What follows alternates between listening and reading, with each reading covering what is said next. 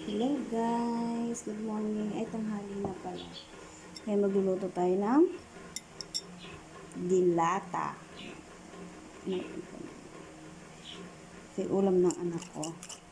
Kaya ano ko lang, lagyan ko lang ng itlog. Kasi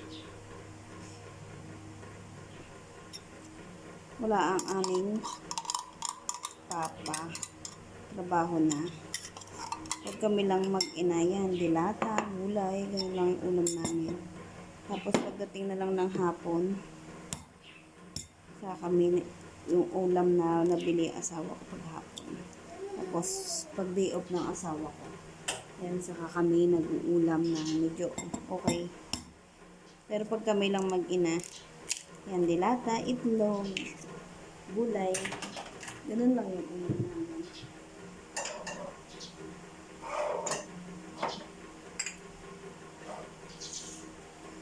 Yan. Natin siya ng konting paminta. Saka asin.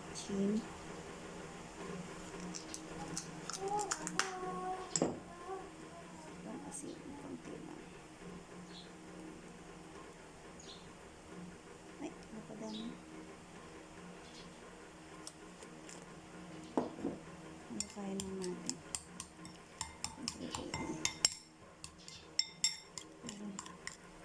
Habang tulog yung aking maliit, magluto muna tayo. Baka mamaya magising na maliit. Yan.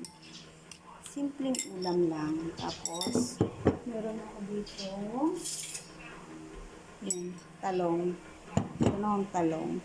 Pumitas ako ng talong kanina dun sa aming, sa aming garden.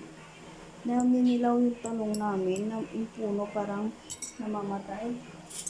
Namatay yung puno kasi sobrang, siguro, yung sobrang basa, ulan, ganyan. Namamatay yung puno na naninilaw. Kaya, ito lang yung bungo niya, kinuha ko na. Saka ito itlog, lagyan din natin siya ng itlog. Ipritohin ko. Yan. Itlog na pala yung ginamit natin ngayon. Itlog. Isa sa talong. Isa dun sa tawag doon. Dalawa dun sa sa may corn beef na nilagay ko. Isa lang, dalawa yung nilagay ko doon. Tapos dito isa lang. Ito yung lamin ko talong. So baka ayaw ng anak ko ng talong. Pero gusto niya naman ito. Nakain naman siya ng tortang talong.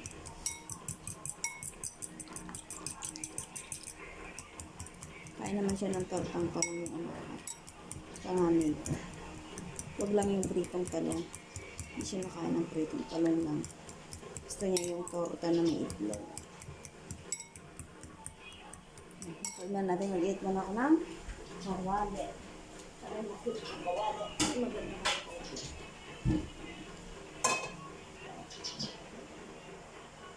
Luto tayo na. Ito.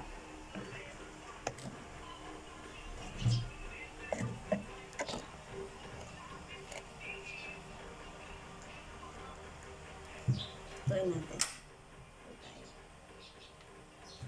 Wait lang tayo konti.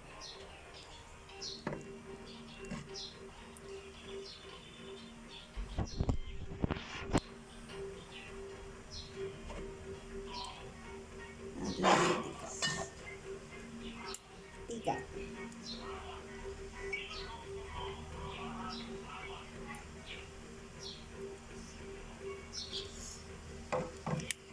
Ano ako? Tulog. Baby ko. Tulog.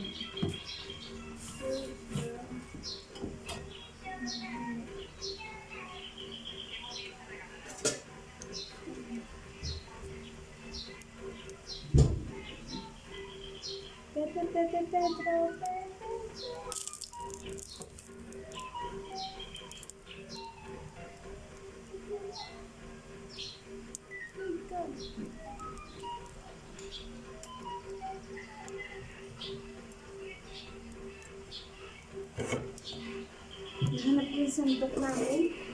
Hindi nakita. Saan nilagay ng Ang ako. Hindi ko makita yung sundok. Ano ba yan? Torta tayo ng corned beef.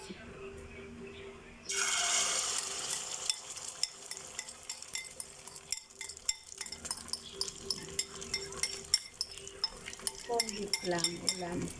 Okay yan. Talo-talo na yan. Sa pananghalian namin. Anong oras na? Alas 12. Mag-alas 12 na yata. Ngayon po lang kami kakain. Kasi katutulog lang ng baby ko. Baby ko, hirap patulugin na ngayon. Kasi more on, ano lang siya? Laro. Malaro siya. Hindi ko makita talaga. Saan pa yung... Gusto niya lagi laro na lang. Laro, laro. Gano'n lang yung baby ko. Hindi na siya matulog. Hindi na siya masyado natutulog ngayon. Malaro na lang siya. Hirap din. Pag lalo, wala akong kasama. Napakahirap para sa akin. Mas lalo papasukan na uli. May bakasyon ngayon, may katuwang ako. Pag wala akong katuwang, napakahirap. Kasi, ano siya? Lalaro na lang ng naglalaro. Hindi siya nagtutulog ng mainam na. Hindi ka pares noon. Ngayon, puro laro. Para maluto inside, ibang side. Gusto ko to yung toasted yung yung corned beef para masarap. Toasted yung corned beef.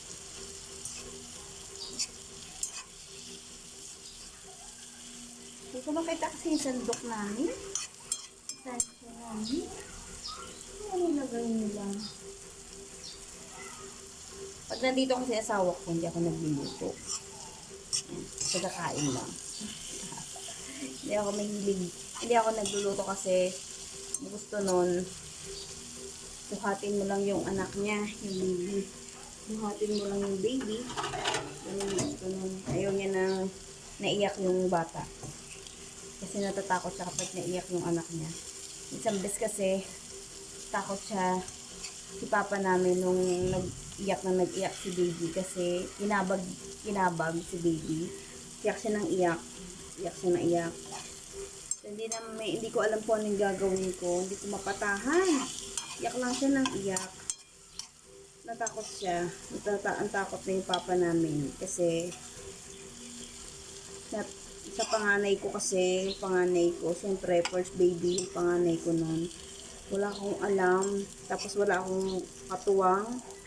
Wala akong kasama sa bahay. Kami lang mag-asawa. Tapos hindi ko alam kung paano pa yung paghahaan ng bata noon. Wala akong kasama. Kasi yung malayo ako sa nanay ko. Nasa probinsya yung nanay ko. Mga kapatid ko, ako lang dito.